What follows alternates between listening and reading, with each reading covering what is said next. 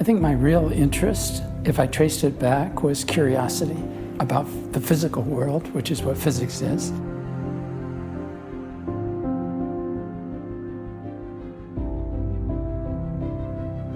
One might imagine, at least, that one's talking about nature when one's talking about the character of physical laws.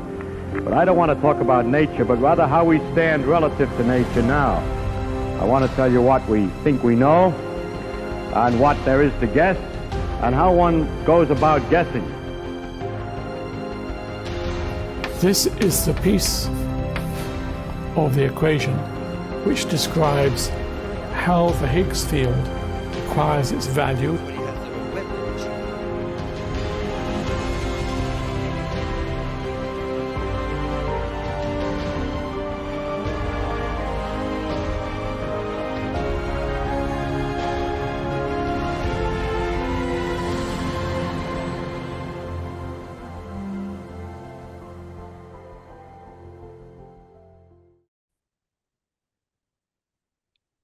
So welcome everyone to episode number 47 of our Physics Matter monthly on live and live series. So my name is Christine Darve, and together with me in the panel, so we have Alan Hurt, so from Los Alamos, and we will have possibility as past chair to organize this session, which is so by the Forum of International Physics at the American Physical Society, that monthly event. So this Physics Matter series fosters global scientific collaboration by featuring some international organizations, sharing knowledge on sustainable development and health, and providing free access to experts and anyone also curious to learn more, even if you're not an APS, so that we can really share more about the possibility to become as well an APS member.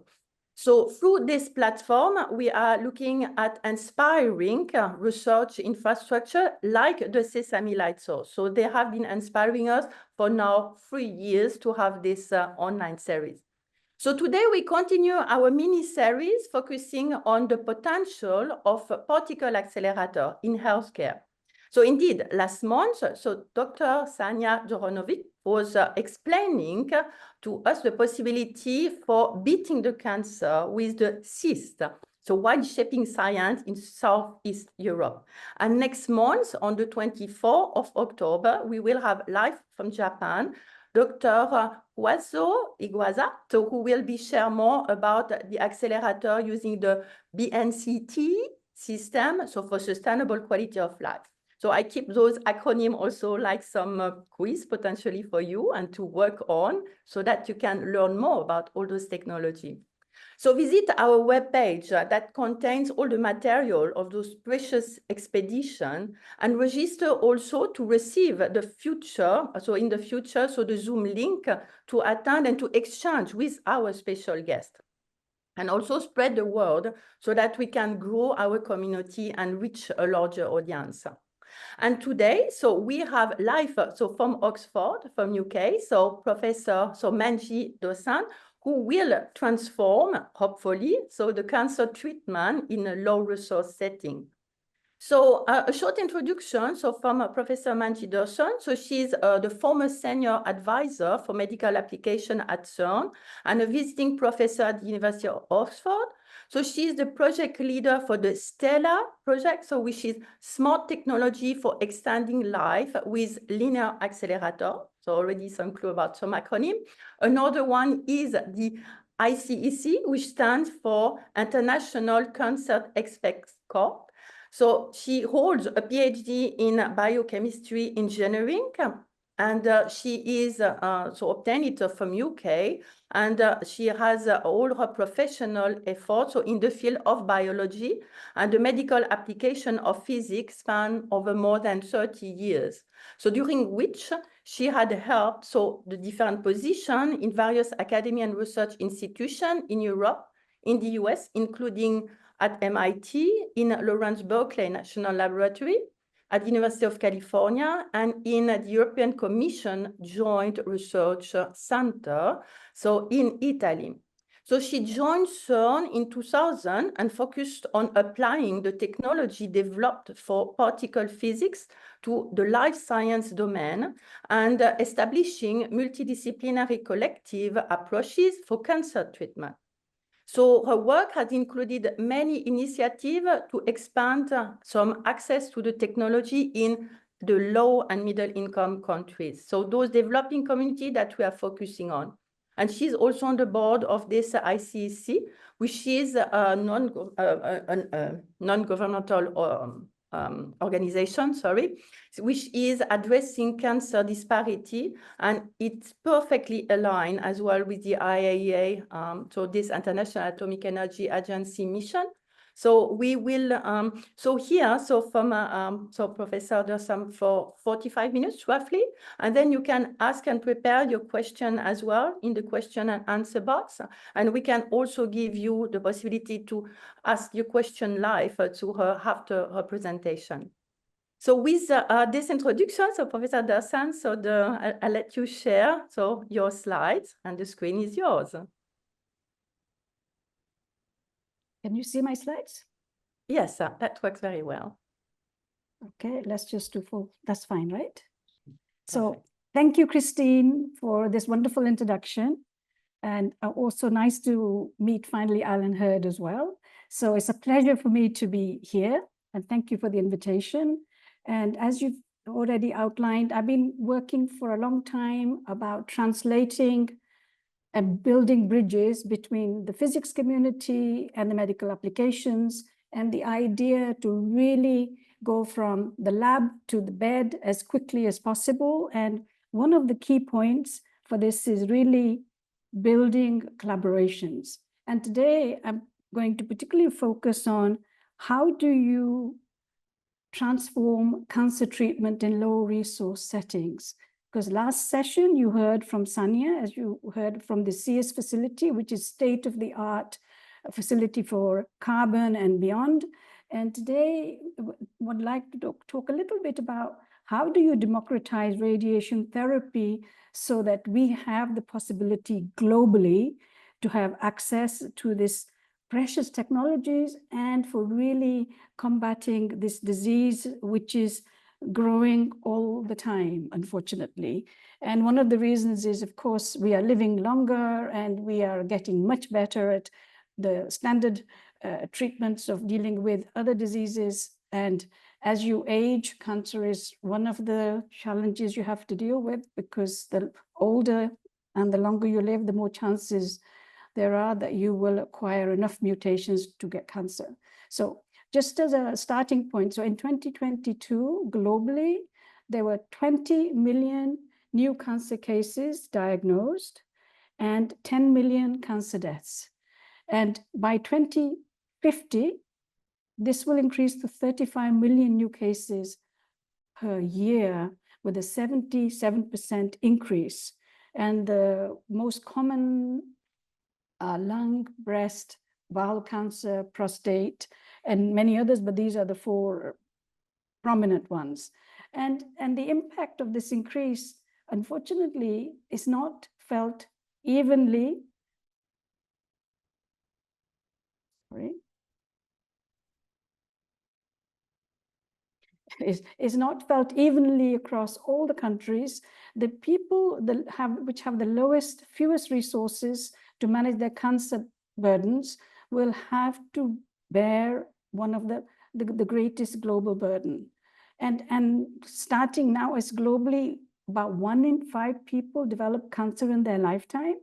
And you know, I'm coming from the UK, where actually in the UK it's 1 in 2 people will develop cancer in their lifetime. So that's a huge burden, and there are challenges that we have to face in terms of technology, in terms of access, in terms of people living with the disease. And the sad part is that 70% of these deaths will occur in low and middle income countries, and 9 out of 10 deaths for cervical cancer and 7 out of 10 breast cancer are in low and middle income countries. These are two things which in high income countries we are dealing with quite well, but LMIC and low resource regions are struggling. And and I don't know why I'm not able to control this, but never mind. Only 10% have access, and low income have access to radiation therapy, and it's one of the major tools for cancer treatment. So I just put up the global cancer incidence and mortality rate from 2020 from IAEA GloboScan in Lyon in France. And you can see from here the range of the cancer incidence and the mortality. And as I said, the largest one is lung, and then you can see all the rest. But just wanted to say that 20,000 in 20 and 10,000 deaths. So the problem is that much of the world has limited or no access to radiation therapy, as I just mentioned, even though radiation therapy is one of the most useful tools for cancer cure and pain relief, and 50 to 60% of the patients would benefit from this. And one of there are many reasons, of course, but one of them is there's an inadequate supply of linear accelerators, linacs. These are using electrons and photons. The gap is the greatest in low and middle income countries, as I said, and only 10% have access. But machines don't treat people. So although we would like to have and improve the number of linacs and the quality of linacs and how well they treat patients, but for that, we need a really high quality cancer care with well-trained, adequate workforce. So education training is one of the keys. And we lack oncologists, we lack medical physicists, radiation technologists, engineers, and basically the whole workforce linked with radiation therapy. And the third thing is, if you don't know if you have cancer, you cannot treat it. So imaging technology is key. And the challenges for imaging are similar to the linacs as well. Lack of devices, lack of experts, lack of really affordability, and convenient machines which can be easily used. So the cancer is nothing new, but there were 3 key reports which highlighted the lack of access globally.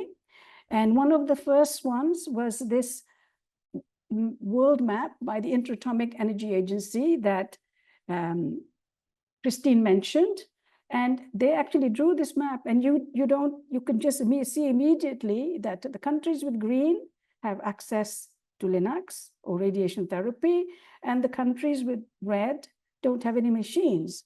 So of course, what can we do to make sure that the whole map becomes green? And currently, there are only 18,000 RT units in the world, and the IAEA recommends about 5 machines for 1 million people. So you can see that there's a huge shortage of linacs. And at the same time, and there was a study that was done by ESTRO, the European Society of Radiology, and that was in 2013 that came out. And it also showed these huge differences. We are talking about not the whole world, but just talking about Europe. And you can see that at that time, only these countries had sufficient, the ones which are green, and particularly Southeast Europe. This is where we heard about the SEAST facility last time. There's a huge shortage. And even in the UK, where I come from, there was a shortage of linacs as well. So that was the second study. And the third study, which was the Lancet Commission, expanding global access radiotherapy, initiated by UICC, based in Geneva. And what they showed was that, it is time for effective solutions for the global cancer burden. And the result was it's compelling evidence, not just for cure of patients, but also investment radiation therapy not only enables treatment of large numbers of cancer cases, but also brings positive economic benefits. And this study was published 10 years ago. And this year there's a follow-up report, which is showing what have we done in the last 10 years and where are we? And that will be inaugurated in the ASTRO meeting at the end of this month. And I want to say now, where does Stella, which Christine mentioned, and ICEC comes in. ICEC is the NGO, as Christine has mentioned, the International Cancer Experts Corps.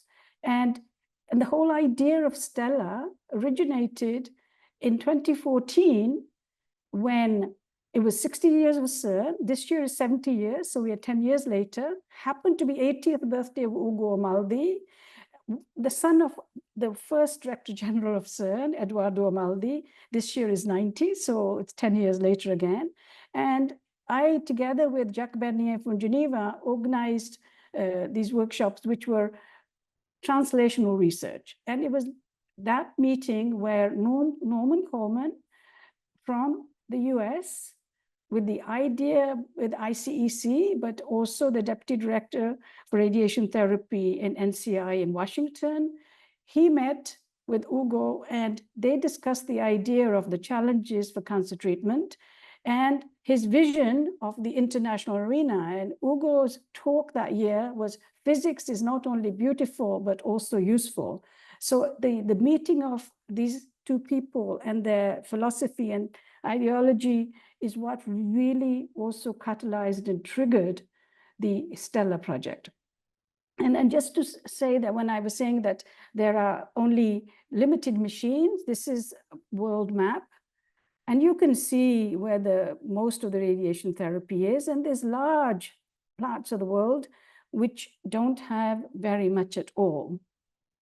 And then in a similar way, when you start looking at this global radiotherapy units per density, you can compare some countries. And here's just an example of USA with UK, Germany. And then you get to South Africa and Nigeria. Nigeria, a country of 200 million population, and it only has 15 machines. So, you know, in the US, population of 300 million has 4,000 machines. So there are a lot of these disparities to be handled.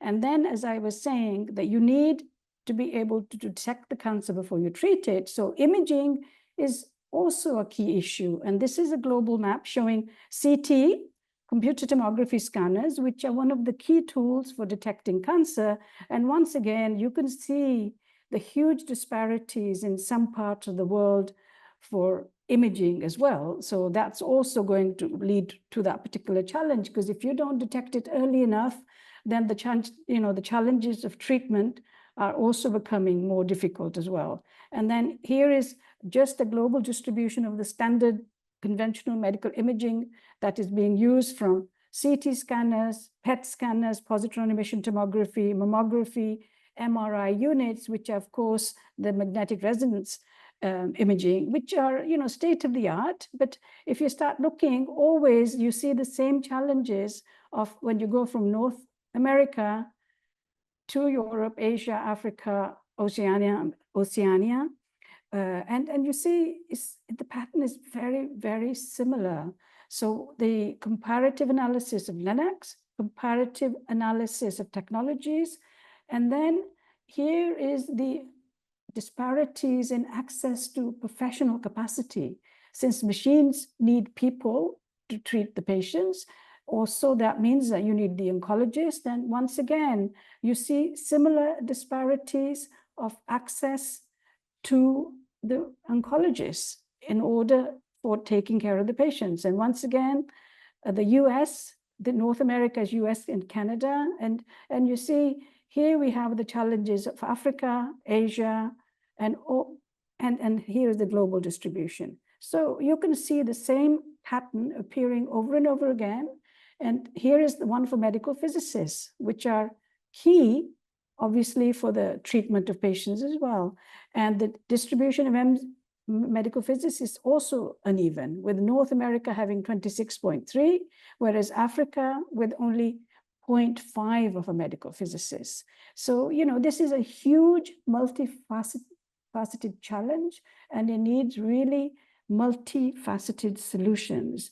And this is one of the things I would like to just point out a little bit, but we can't afford not to face the challenges, because people are dying with cancer, the numbers are increasing.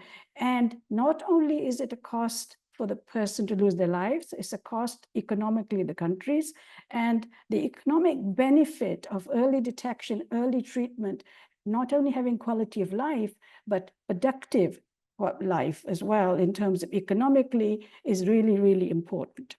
So let's just look at Africa, because it's one of the continents which is really challenged. So as I already briefly mentioned, so Africa is a continent of 1.4 billion people, and it has 420 machines.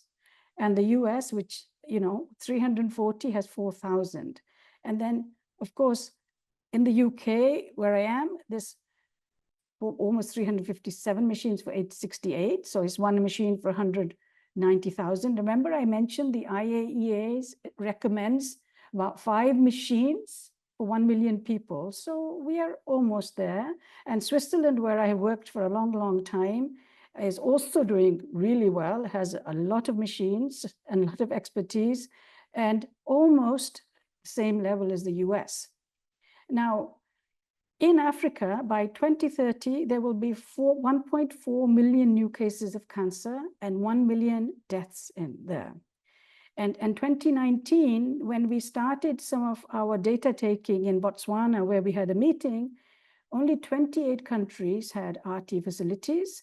By now, there are 34, but 60% of these machines are in just 3 countries, and 20 countries still have no machines at all. So, and there are also environmental challenges. There's a lack of infrastructure, the accessibility of treatment centers, roads, transport, all of these create physical infrastructures.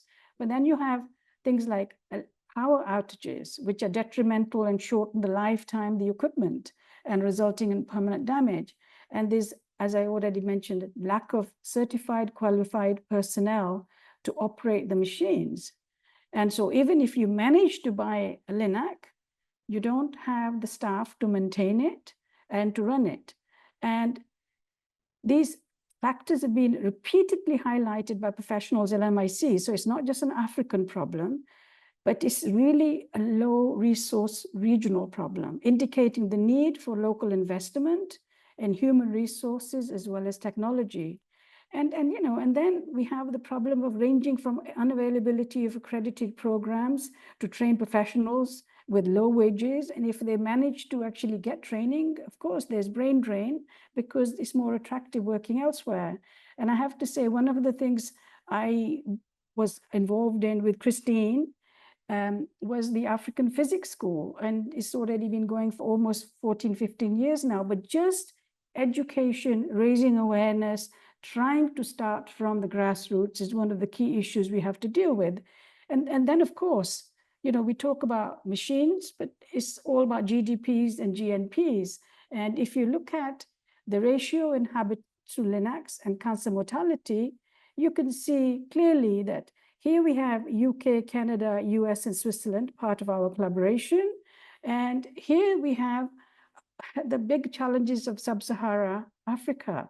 So they don't have linacs, they don't have funding, and of course, mortality rate is high. And of course, they don't have imaging either. So this is also a challenge because cancers are detected very late. But I just wanted to say that, but shortages and challenges are not only in Africa, it's a global problem. As I said already, when we did this in 2013, which was done by Estro, the HERO study already did this. Things are improving. UK is almost green now, was green and is now almost green. And, and one of the studies that we looked at, and which is the SEIST study, the initiative that Sania talked about last time, was that they're looking at this idea of really doing state-of-the-art hadron therapy, particle therapy center. But I was very interested that before we can get state-of-the-art, it's really important to understand what is the current situation of technology, of expertise, of people, and so on. And when we started looking at these data, and what do we know about C from the CS region? And so we knew where the countries were, but we actually knew very little about the equipment, and we knew very little about human resources. So one of the studies we did was we started gathering these data together. And I wanted to show you this particular plot because it looks busy, but the main reason I want to say is, so on the left is cancer incidence, on the right is mortality to incidence. And if you look over here, the Western European countries we were looking at, they have high incidence. And the Balkan or Southeastern European countries have lower incidence. But when you start looking at mortality to incidence ratio, it changes the other way. You'd expect that these should be the highest mortality, right? So there are many reasons, and one of them could be that there isn't enough imaging equipment to actually know what the incident is, or there isn't sufficient treatment machines to be able to treat the patients. But so what you see here and what you see here is not what you would expect. So it's really, you need to look a little bit deeper into what's really happening. So it's important to know how successfully a country detects cancer in order to start talking about mortality to incidence ratio. So here, life expectancy, here are most of our Western European countries, cancer incidence, and then the size of the sphere is in terms of imaging equipment. So you see that these countries are able to detect cancer better, faster, because of the equipment, and the life expectancy is higher. And I don't want to dwell too much on this, but then we also looked at mortality versus GDP and RD equipment, radiation therapy equipment, and you see similar trends of this. So this is basically highlighting the fact that all these things are intricately involved, and you really need to have really accurate data about patients, about cancer incidence, about mortality, about equipment, and so on, in order to understand the challenges and how do you overcome and meet those challenges. So after the Balkan study, and I'll come to Africa last, because we've actually done a lot of detailed analysis there, that we have just finished this ART study, the Access to Radiotherapy Technology study, which is the former Soviet Union countries, starting all the way from the Baltics and all the way to Kazakhstan and Kyrgyzstan. And because of the news, of course, most people now know where all these countries are. In the past, it would have been a bit more difficult to understand. And here's Ukraine. And one of the things I wanted to also add is that the former Soviet Union countries have a legacy of using cobalt machines rather than linacs. And cobalt, not only linacs, but give you much more, shall we say, targeted treatment, but they are more complicated to use. But cobalt is also a security risk as well. So one of the reasons for being funded for this study was to look to see what is the situation at the moment, both in terms of radiation therapy expertise and etc., but also are there countries which are relying a lot on cobalt? And interestingly, the Baltics, which are all members of the EU, they don't have any more cobalt machines at the moment. And all the way, Ukraine, of course, wants to be a member, as does Georgia and Moldova, and then we come all the way here. So these are the countries we were looking at. And here, I just want to say, shortages and challenges are not only in linacs. So you could have plenty of linacs. So the Baltics are doing well. Georgia also has linacs, but then you also need experts as well. So although Georgia has the machines, the mortality rate is still not as effective as it should be because they have limited expertise. And this basically summarizes our ART study, which is in press and it should be coming out in Lancet in the next couple of weeks, is that if you look at radiation therapy treatment with linacs, and if you look at number of oncologists, the combination of both ideally is where you want to be, the top right-hand corner. So once again, the Baltics are doing well. Some of our countries here are suffering from both machines and expertise. And then here we have quite good oncologists, and Georgia, we have a lot of linacs, but in order to shift there, they need more oncologists. And for Ukraine to shift there, they need more machines. And actually, we've just had a meeting in Tbilisi a couple of weeks ago, and Ukraine has bought a number of machines now, 15 new linacs. So hopefully, with time and expertise, they're going to go over here as well. So just trying to highlight the fact that you need both, but actually all three possible linacs technology expertise to be able to really have the best possible cancer outcomes and treatment. So currently, what's the current status of radiation therapy? The linacs provide very good treatment, both in terms of capability and throughput.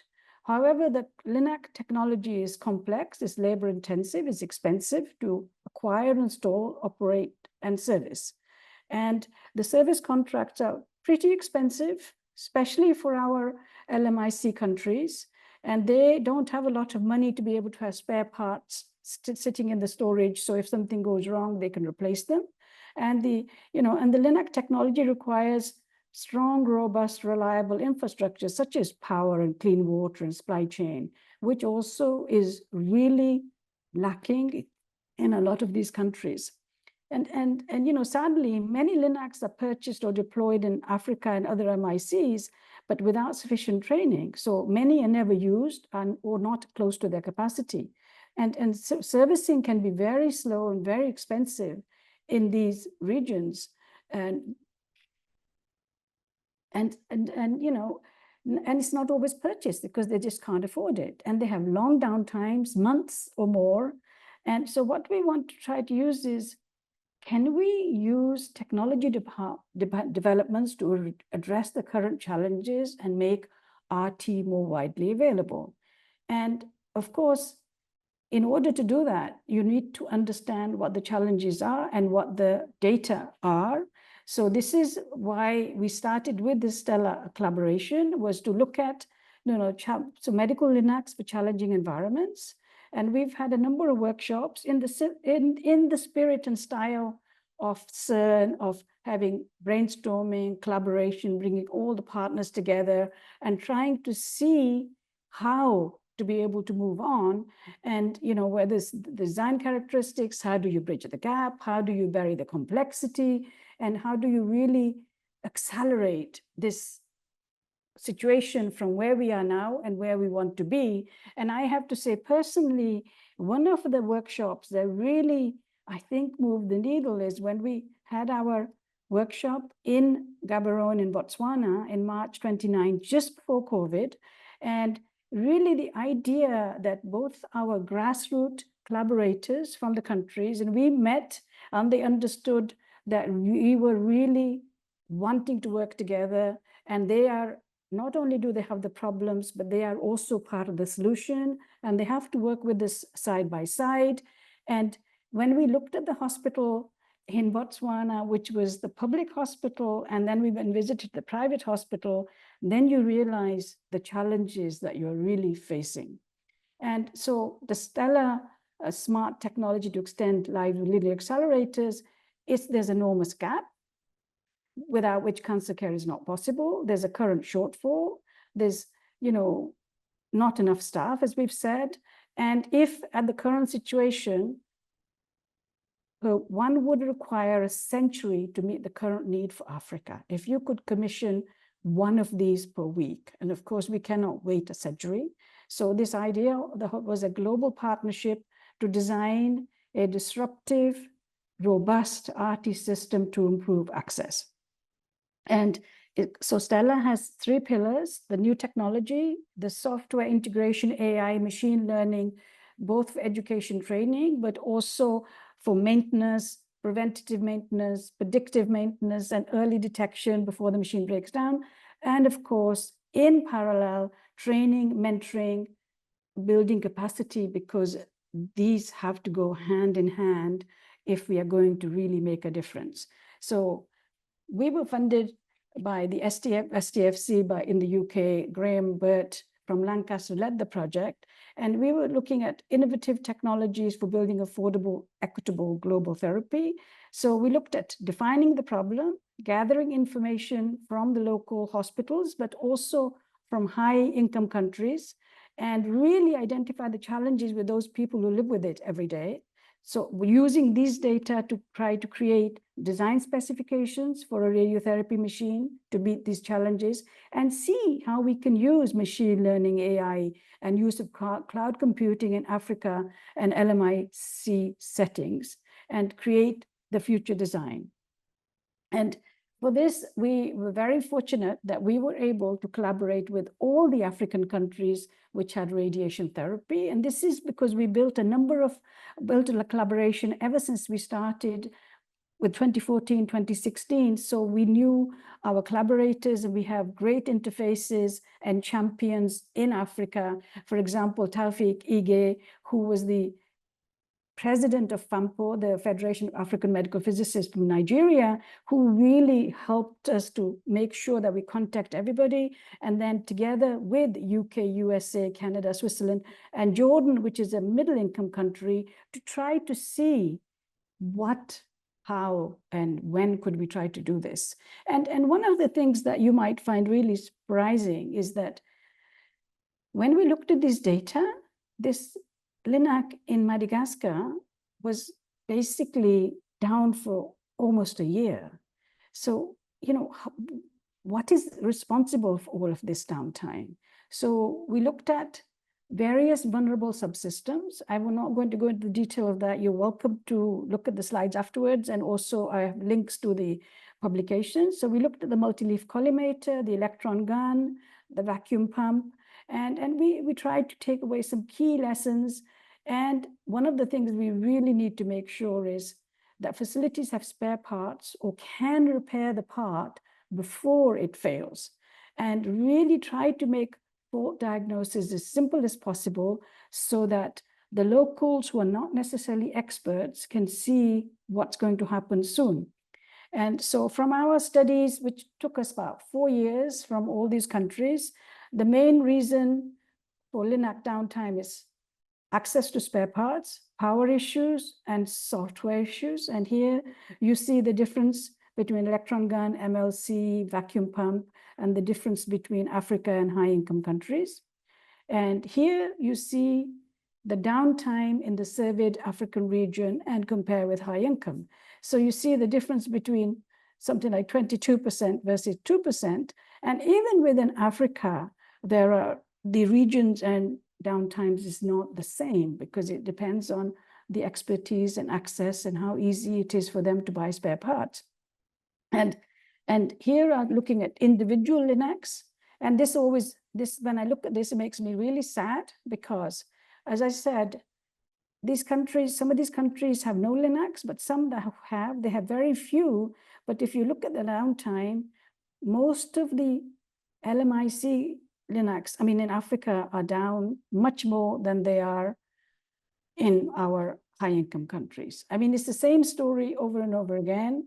And here's the analysis of, does the income and GDP make a difference into downtime? And unfortunately, it does. So, mortality, downtime, and here are our 4 high-income countries we've been collaborating with. Okay, so where are we now? So we've gathered information, we've identified the challenges, we've created design specifications, we are assessing the applications of using machine learning, AI, cloud computing to really leverage this within the LMIC, but also high income regions. And we have a conceptual design, and we were fortunate enough to be able to secure funding from the Department of Energy in the US. And at the end of May, we actually had a kickoff meeting at CERN, and now we are getting to the next step of knowing what the challenges are to go forward with the design, with the idea of AI and also capacity building. And so the ultimate goal for Stella is linac must be robust, modular, reliable, simple to use.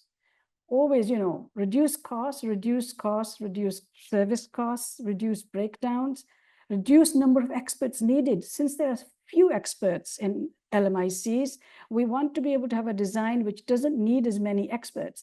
But actually, this is a double benefit because in high income countries, if we could reduce the number of experts, because the cost, of course, health costs are going up everywhere, including the US and Western Europe and the UK. So if we could work with fewer experts, we would have the possibility, of course, having greater access as well. And the main thing is to increase number of treated patients per year. And as I said, build expertise, imaging, everything. And, and I talk about low resource regions, but low resource regions are not just in Africa or Latin America or Asia. There are also low resource regions within high-income countries and remote regions. And there's been a recent report from Cancer UK showing that people who are living in rural regions where they have to travel 1 hour of traveling for 5 weeks for treatments, so on, of course, they have much more reduced access as well. So anything that is going to work with African low LMICs is also going to be wonderful and perfect also for increasing access in the US, which has huge regions of, rural regions, and of course, UK and everywhere. It's not just those countries, but those are the countries we've been looking at very closely, but improving access for all. So now I just want to finish off with the global goals for transforming cancer treatment, okay? So yes, economic cost, health burdens are distributed unevenly across cancer types, across countries. And despite tremendous progress that's been made in the early detection, the treatment, there are still major disparities in cancer treatment outcomes, not only, as I said, between high and low income regions of the world, but also within countries. So improving cancer outcomes needs a multifaceted approach. Registries, data records, standardized reporting. So data, prevention, education, raising awareness, screening, diagnosis, treatment. I think I'm just saying the same message, but these are really important. We need to innovate and improve research, resulting in more affordable and equitable cancer access, capacity building, enhancing and retaining workshop. And I was at the World Cancer Congress last week in Geneva, and this sentence really got to me. Where someone lives should not determine whether they live. We should all have the same access and possibilities. So I thank you for listening, and I stop now.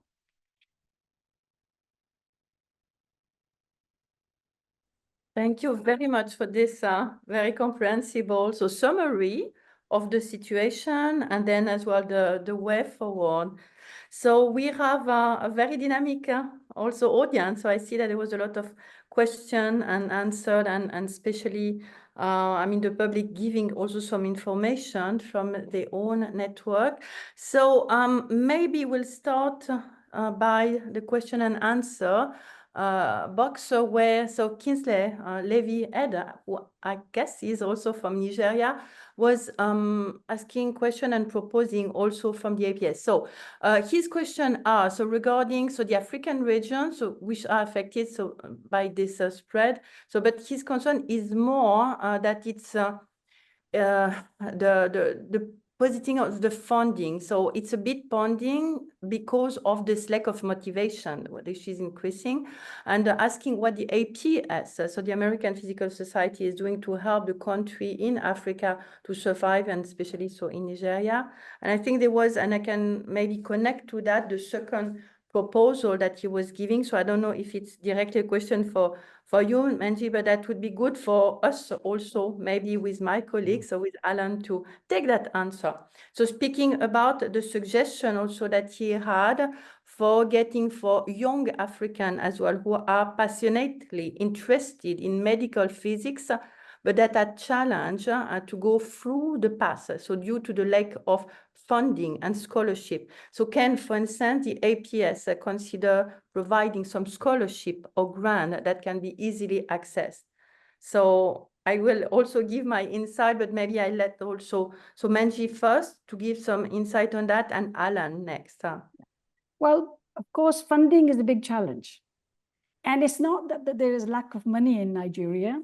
We know that because, there's a rich country in many ways, but it's 200 million people, and they have like 15 machines. We've done, and I see my colleague Tawfiq is online as well. We have looked at linacs they have and studied and so on.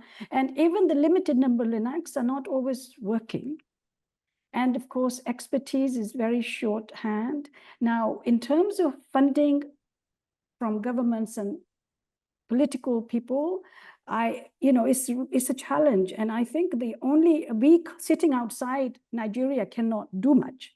What we can do is help them to perhaps give some information and knowledge, but they have to leverage from within the country, because I think they are the best placed in order to be able to do that. But funding is a big issue. But you see, but on the other hand, cancer is a really expensive toll on the country. The health quality, the treatment times, the patient's not working, then eventually if the treatment is not good and it's not early, unfortunately, often the patients die.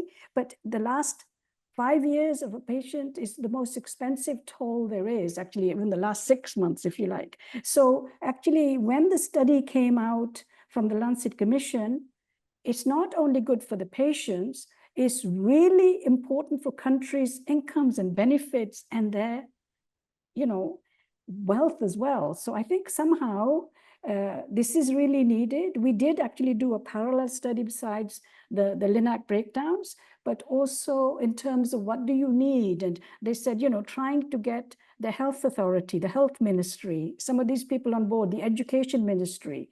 And it's really, it's a multifaceted challenge, but it needs a multifaceted solution, and we need multidisciplinary collaborations.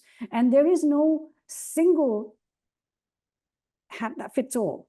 And so I agree with the person who's asking, how do we get governments to pay into these challenges?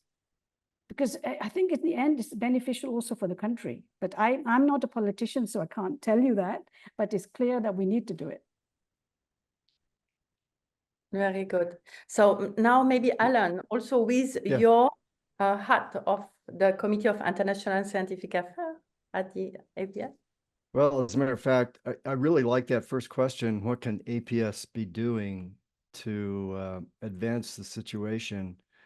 And indeed, there are two entities within APS that are that own at least part of this problem. One of them is the Committee on International Scientific Affairs, as you just mentioned, and the other directly involved would be FIP, the Forum on International Physics.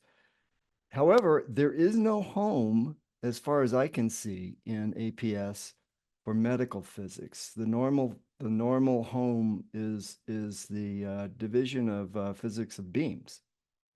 Now, maybe I'm wrong about that, Christine, perhaps you know, but that it seems to me that this is an area that should start at the forum level, that one should find an opportunity to form a community within DPB or within FIP or a collective of some sort that presumably could grow into a full division someday. So it's interesting. I hadn't really thought about it before, that APS has only a diffuse set of responsibilities in this area. Well, what do you know about that, Christine? Perhaps there's something I'm overlooking.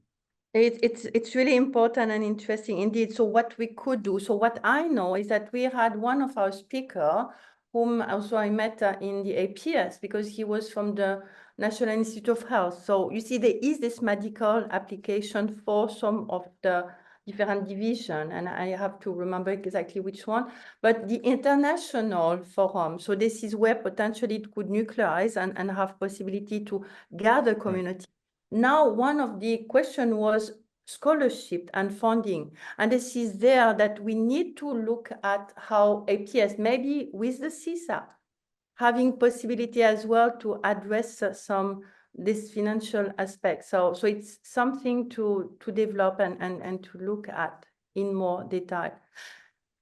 So let's put that on our blackboard. Yeah, exactly. On the blackboard. And exactly as Manjit was mentioning, communication, the training. There is a lot that also we try to do with the FIP. And then I would recall education, for instance, in April this year. So I gave also a presentation on how we are using with, personal also expertise with the ASP. So that's also what Manjit was mentioning, the African School of Fundamental Physics and Application, where one of the key was that we started in 2010 to emphasize what health and energy, those two aspects together with accelerator, could be by teaching students there at academic level, so meaning from graduate and undergraduate level, how to have in their country this knowledge, to build up capacity, the ASP. Then, as it was mentioned in that colloque in April this year, this online access as well to education. This is a key as well in the middle and low income country, because internet, it's everyone that can have an access, may be facilitated by the university, because stability and cost is always like one difficulty. So you see how to make it global. I feel that those MOOC, and that's another initiative that we did develop in Sweden, had the possibility to reach out. For instance, the one that I was mentioning, the Nordic Particle Accelerator project, which has one MOOC which is on medical, like the proton therapy, all the, hadron therapy, photon therapy, all those imaging aspects. We have almost 20,000 people who have passed those MOOC, but so little from Africa. So again, you see, and I have a map. There is 105 or 107 countries in the world, but a lot in Africa are missing. Again, communication. APS can communicate more. This is one of the things that we're trying to do. This is why I was mentioning, please spread the word, try with your own community to mention that it does exist, those possibilities. The ASP that is like running every 2 years, and with my colleague, so with Ketavier Samagan, who is leading also all this effort, we are trying very strongly to look at how those particle accelerator, those physicists, those medical doctors as well could have possibility to learn more. But, and we have, for instance, Laza. Oh, this is perfect. So I have to also give the voice to Laza, who is one of our very first students in 2010, whom was working exactly for Madagascar also on those studies. He gets a scholarship at Fermilab. And I would really like on this topic to give him the voice. So Laza, let me try to bring you the microphone. I unmute you. Yes, There okay. we go. Okay, so please give me your insight on this topic. It's wonderful to have you here. And you can really give your experience, your personal way. So please go ahead. It appears that his audio is not connected. The audio is, you are muted. He's muted. He's muted. Yeah. Laza, can you turn your microphone on, please?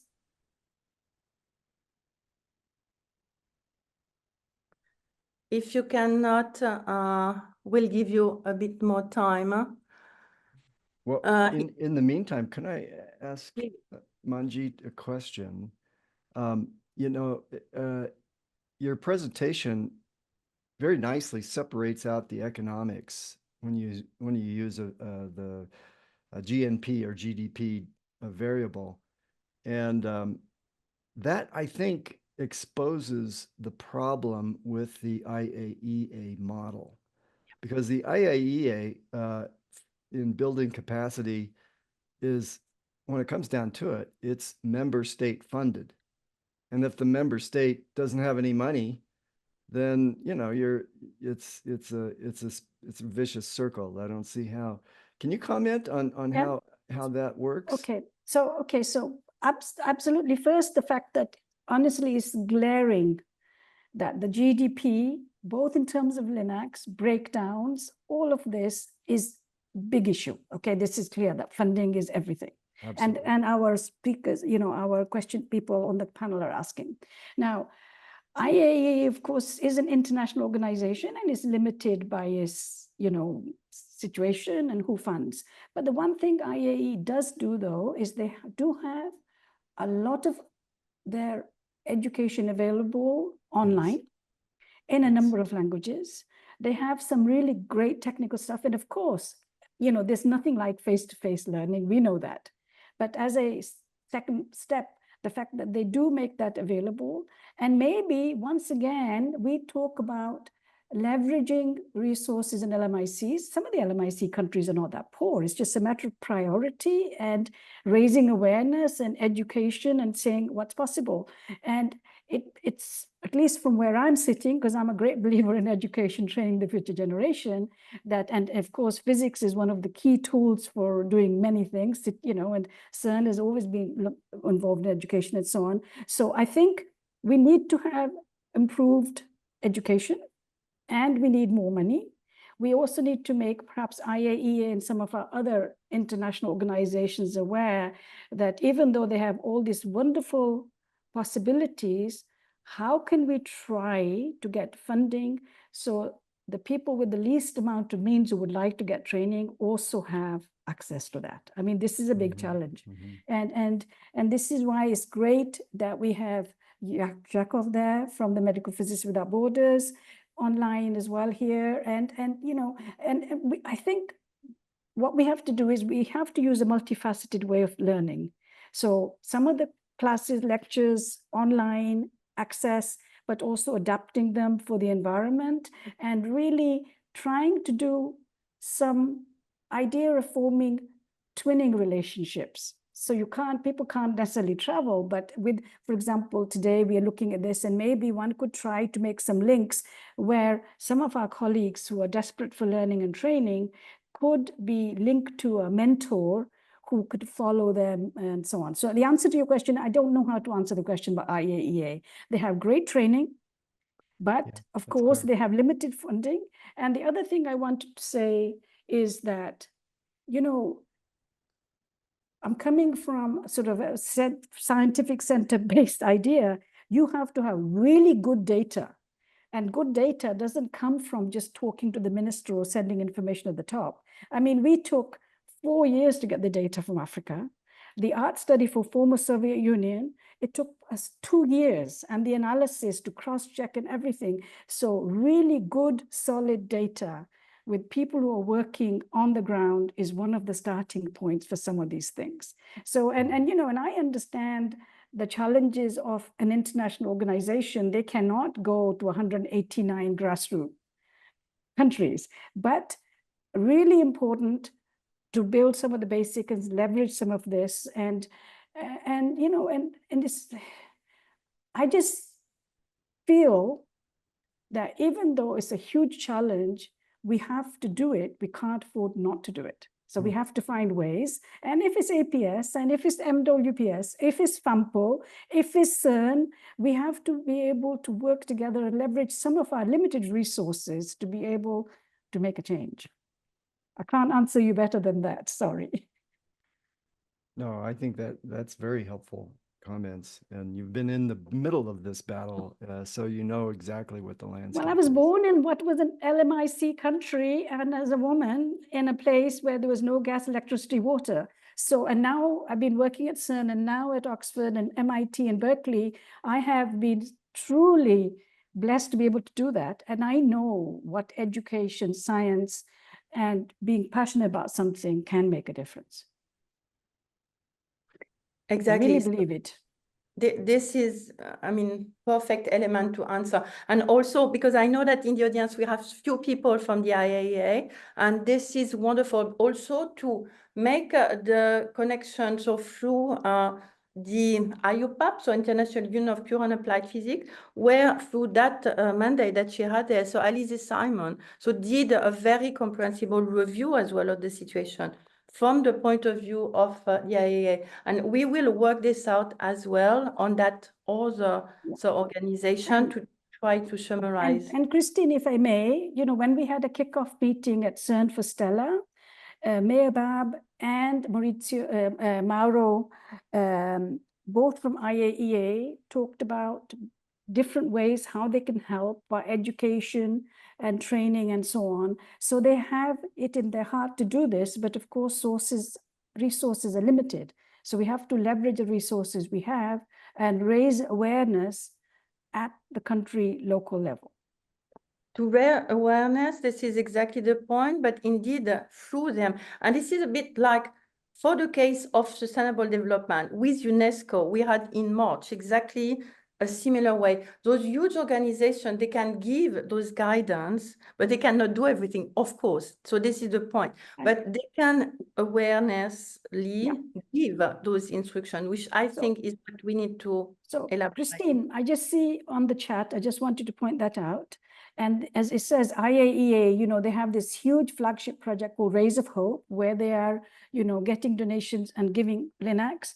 But of course, in order for this linacs to be functional, you have to do the education training side by side, and all that has to be done together. And, you know, and this is one of the challenges of everybody. So actually, Rays of Hope is a great program. And, you know, of countries, they have been able to get a lot of donations from countries to be able to make linacs available. But of course, then we also have to really have solid education training programs. And there's a link, by the way, on the website about the Rays of Hope brochure. But I mean, I think almost all of the IAEA stuff is readily available. And we just had a workshop in Tbilisi for this region. And we had 2 IAEA speakers who gave us a huge number of links and resources. Happy to share those links when we put the slides online. Exactly. This is what we're going to do. Plus, remember that next month, this is exactly also advised by the IAEA, or the speaker that we'll have from Japan, and we will elaborate on that. So we don't have time to look at all the different comments in the chat, but I save everything, and we will have like this some way to also capitalize on that. Yeah, maybe you could share it with me as well, so I could perhaps, you know, respond to them. And we will put on the material for this very presentation that you gave, Manjit, so the different link of interest. But again, we will elaborate next time. But still, in the meantime, I want to make sure that we also have possibility for answering those question and answer. We have a lot of them still, so in the box. So I come to Adrien Moussa, who was speaking about also in Africa. So we lack more the qualified medical physicists. So how to suggest indeed more medical physicists to get training. So it's part of that indeed online program in situ as well, and through the IAEA. ICTP, another one as well. So absolutely, and they do workshops together with IAEA, of course. And if I actually may make a comment and support, since I'm from the UK, SDFC has been giving us a lot of support. And there was a call recently by SDFC about leveraging physics for capacity building in Africa. And we've just submitted a project addressing that, and you could choose a couple of countries. So, we will have workshops on education training, and okay, we are only going to be able to train 20, 30 people, but it's a start, and the things will be available for some of the others. And, it's just one step at a time, but it was really nice that they actually specifically had a call leveraging physics for capacity building in Africa. So we did answer. Hopefully, we'll get it funded, and then we can actually tell you all about some of the training we are doing. And it's in physics, medical physics, all of this related topics. Exactly. And another aspect as well, which so Ahmed was suggesting, and I think it's extremely important, those hubs. So why don't we centralize hubs at technological university in different regions, especially in the less developed and income country, so to provide access to advanced medical technology instead of attempted, indeed, costly global implementation. So those hubs, so they are indeed country by country, different expertise, and indeed technologically speaking, to raise as well this capacity for industry. So that's a big deal as well there. Yeah. And if I may, I want to make one other point, because I've done these 3 studies, in the Southeastern Europe, the former Soviet Union, and Africa. And everybody knows the challenges we have in Africa and Sub-Saharan Africa. But when we did the data for the former Soviet Union countries, some of those countries are at the same level as Sub-Saharan. And it was really shocking to find that out, because I didn't know. So, you know, these strategies, these ideas, when I look at the 3 studies we've done, but a number of other people who've looked at the studies, it's the same conclusions. We have the same challenges. We talk about money, we talk about education, we talk about robust cancer registries, data, technology, training, and so on. So even though the challenges come from very different countries, the problems are the same. So we obviously, it's clear to me, the solutions are going to be also very common. So we should be able somehow to find a way to get critical mass to move things.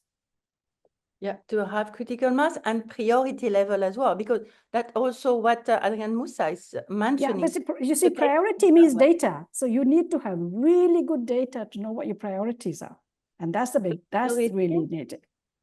And then, as you showed indeed this map, I mean, you know, the case of a lot of places in Africa with this power, electrical reliability. So what Adrian mentioned is, so in the case of Zimbabwe, so the linac machines are always down, and it's impossible for young medical physicists to acquire or to be certified as qualified medical physicists due to high downtime of the linac. So how can we solve this? So may I ask one of our people in the audience is Taufik Ige. He was the former president of FAMPO, the Federation of African Medical Physics Organization. Maybe he can try to address that if possible, because he knows at least what happens in Africa.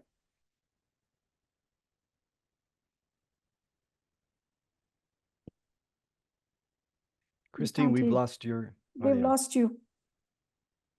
She's on silent. Sorry, I see that we have Jacob Pipman who is raising a hand. Is he the person? Now, he's also very good for Jacob, but also would like Ige, you know, Taufik Ige from Nigeria, Abuja, to also answer, because he's been living it, if you see what I mean. And Jacob also. Yeah, both would be great. So I see first I will give the priority maybe to Jacob because he raised his hand.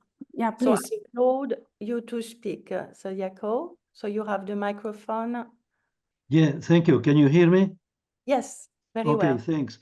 This is a very good presentation, very good overview about the variety of problems in low middle income countries. Fortunately enough, I mean, I have been participating both in IAEA programs, training ICTP and AAPM, the American Association of Physicists in Medicine, which has an actual council of international activities. And the same thing for the International Organization of Medical Physics. I think this is a multi-pronged problem, as you all put the emphasis on some things. I mean, one of the things that we face very often is trying to train people. This is, I would call it an incompressible fluid. You can compress it a little bit, but you cannot eliminate. You cannot throw money at training, which requires anywhere between 2 to 6 years. And that's why this part of the training, in particular for medical physicists, that's my area, is so important to put resources. MPWB, the organization we founded almost 10 years ago. I mean, we have already launched a website where we can make material to actually address every single point of the IAEA requirements for training clinical medical physicists in radiation therapy. But this software, this requires contributions from a variety of sources. And so, and the big issue is to collaborate in a way that we don't overstep. I mean, we don't do things without collaborating with others. I had the fortune to being in Africa, in Nigeria with Taufik Ige about more than 14, 15 years ago now. And the problems are really severe in terms of infrastructure, in terms of time for people, and not less than everything is professional opportunities for people to live and practice in their country, so we don't suffer from brain drain. So, I mean, this is just some comments, and I think this is a good idea to, keep these activities, active. So, Christine, if I may, I was Please. going to say, I absolutely agree with Jakov, because we have limited resources. We cannot afford not to leverage everything together and do it in a collaboration. And as I said, it is a multifaceted challenge and a multifaceted way of trying to do things. And we have to find ways of where we can try to leverage each other and work with each other, because we have so limited resources. So we have to do it this way. Absolutely agree with Jakov. Yeah, very good. So that's what we need to put also in the calendar.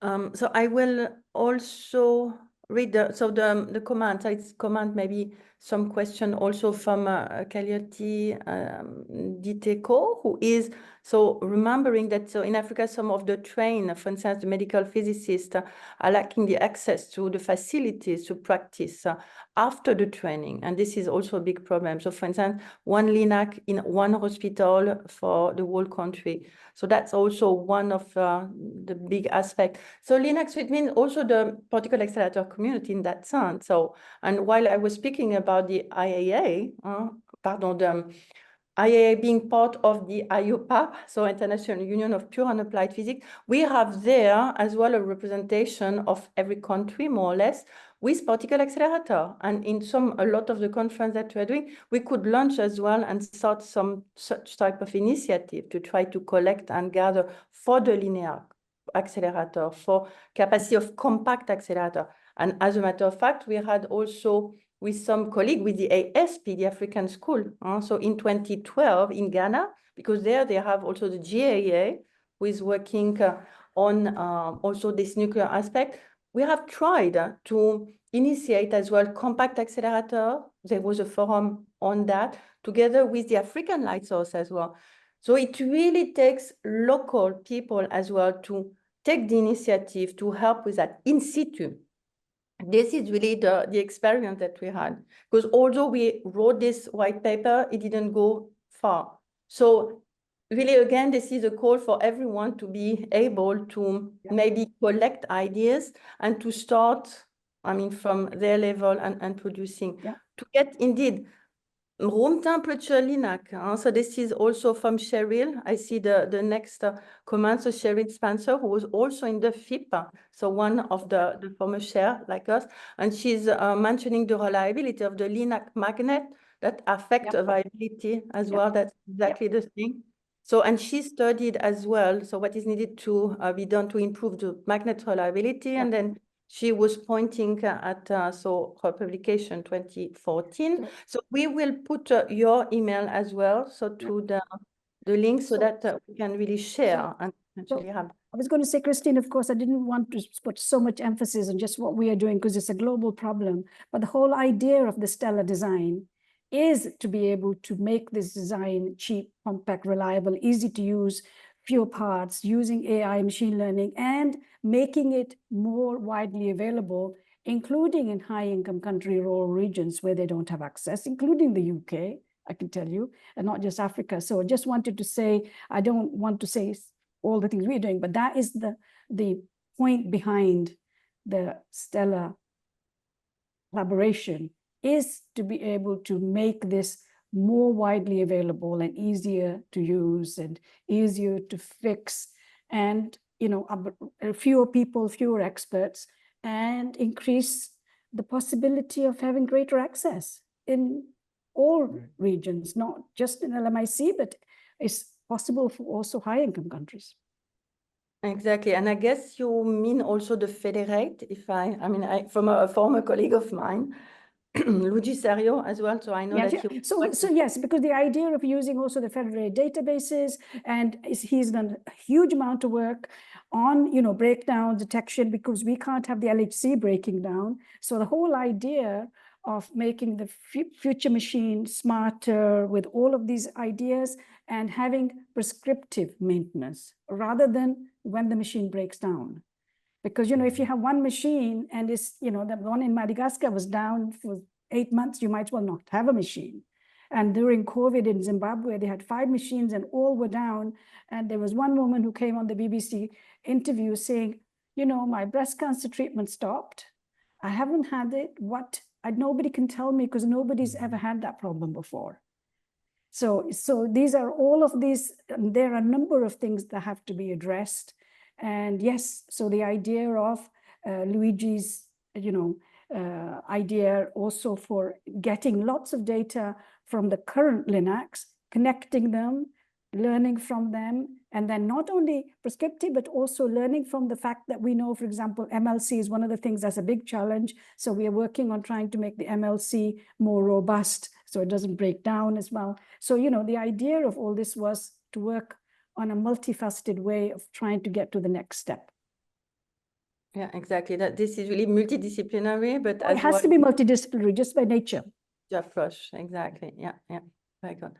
So a comment as well. So another question. So from Oshe Salomo. So mentioning also this so enlightening session. So where also the success in advancing radiation therapy in Africa depends on the involvement of policymakers and government. Yep. So is the STELLA project actively engaging, influencing, and sensibilizing of the stakeholder in those different regions?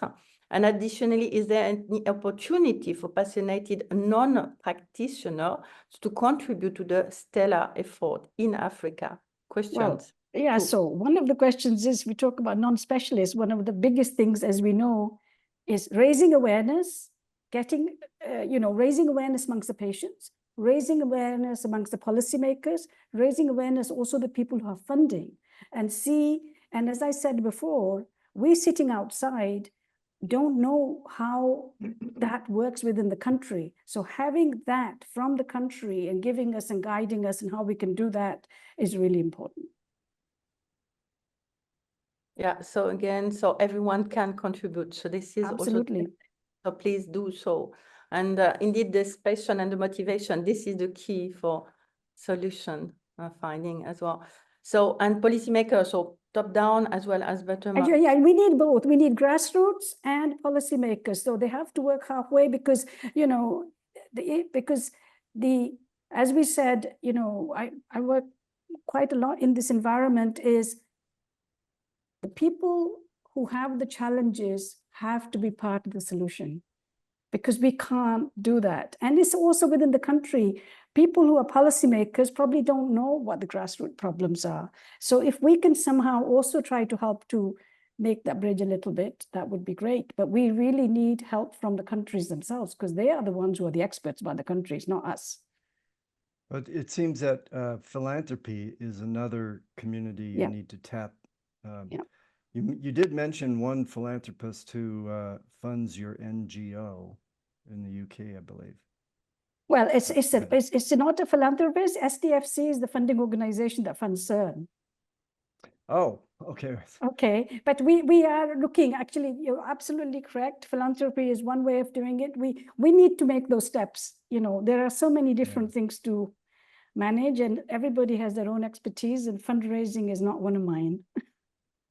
But we work in a collaboration to see how we can try to do that, because I think it's such a motive case that you think that you should be able to get funding to do this.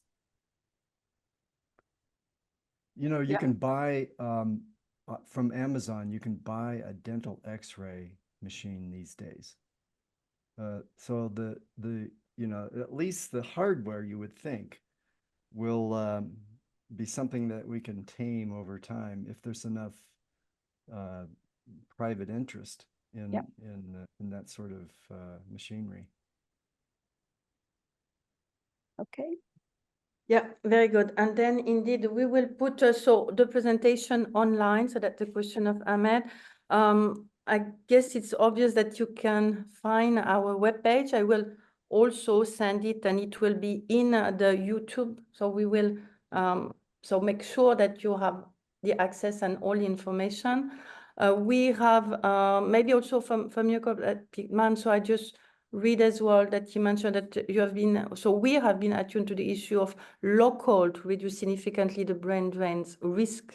So that's also an important comment. And then, so Precious Jaduka, who is just speaking about, so what does it take for medical physicists to become a part of policymaker? What paths can they take to be involved? So for his view, or her view, sorry, so also having people who directly relate to the problem as policymaker makes a huge difference. So what would be your advice as well on that? So what path do you take? It's not an easy path. Mm. But it's true that the people who have been affected or somebody who belongs to them are great supporters of this, and they can be great champions. And you know that, and we shouldn't, I'm not talking about politics, it's just that one of the reasons why Joe Biden is so much for cancer treatment is because he had the personal experience of his son. So what I'm saying is, I just give the big example, but certainly people who have been touched make great champions to be able to do some of this stuff. Exactly. That's what I wish we could have Laza as well to speak from Madagascar, because this was his inspiration also at the beginning. And I think potentially next month, so we'll try to make it happen. So with the right microphone and access so to the sound. So there is from Anaja as well. So people in rural areas, so may like the economy as well, means to afford the regular health checkup. So for early disease detection. So how would you address this issue to ensure that people are aware of the importance of those tests and can access them? So even if if we introduce particle therapy treatment center, how to the rural? Well, you have to, as I said, communication, raising awareness, and certainly, you know, if you have your health clinics or you have nurses or social workers, I don't know, it depends on the system, or your GP. I mean, we have to make sure that when you start talking about raising awareness, it's done at various levels. And I have to say, this is where some of our social, you know, technologies and are very useful. They can also be very, shall we say, damaging at times, but some of these ICT tools are very powerful, trying to raise some awareness, but also through whatever the health networks and things that exist. Indeed, every possible way. And as well with, again, the ASP and with the African Union. So we have as well some inside view. And I will make sure as well that, remember for this African conference as well. So we hope that we will have as well you to be directly. So the next one will be in Togo. So sometime in September, and we will have in 2025.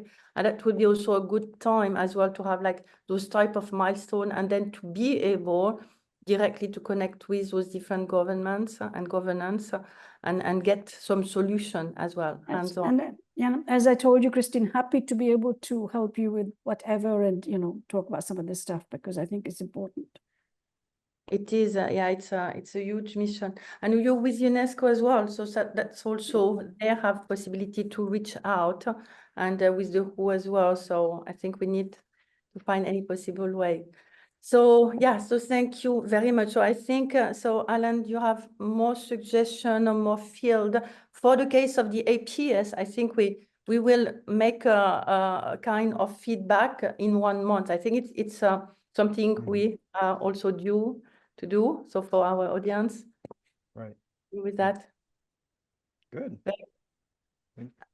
And I just see that there is another question that pops out from Dominique Maille, also speaking about so this innovative research as well. So how can one partner in research, especially in medical physics, for instance, in AI, so there's a lot of application, and how could this solve as well those different problems? So what is the pathway he must take? So being an expert also in AI, we connect to you as well, and we see how to make Dominique aware and about what you are doing, and to get also him involved. What do you think? We could do that. And as mentioned, so this is a mini series, so it means that next month, so we will hear even more on this topic. So this is fascinating to see, so this dynamics and this vibrant session that we can have. So thanks to getting possibility to treat real issues. So this is why I like this field as well in terms of physics and how we could all contribute, because there are a lot of passionate people that spend a lot of their time for free trying to help as well and find solutions. So thank you so much to everyone. And I will simply share the screen for bringing the next presentation that will happen in 1 month's time. So I share now my screen, and you will see in this case, from Dr. Kazawa, Igawa, who will present from Japan, live this accelerator BNCT system for also sustainable quality of life. So again, work this out, try to understand by then, what those acronyms means, and we will get possibility to answer more of the questions that we raised today, and potentially as well give more guidance to our audience. So thank you, everyone. Thank you, Manjit. So that was very, very instructive. And again, also with this IUPAP, so I will make sure that we have all those links and then the report as well from the IAEA. They are very, very, dynamic, and they could be as well presenting and supporting solution. And with your Stella project, that's really the right direction. There is never any little effort, let's say. Everyone can contribute. So thanks, everyone. And we will stop here for today. And then feel free to send more questions if you want by email. And you have a lot of upload. So thank you very much again, Manjit. Thanks a lot, Christine, for inviting me. Thanks, Alan. And thanks actually to the audience for being so active and participating, because it shows what an important and pressing topic we are dealing with. Yeah. So thanks a lot. Thank you, everyone. And you'll find everything online with YouTube very soon with the APS Physics Matter with the Forum of International Physics, certainly next week. So it should be ready. And stay tuned, because physics matters. It does. It does. It's a good title. Bye-bye. Bye-bye.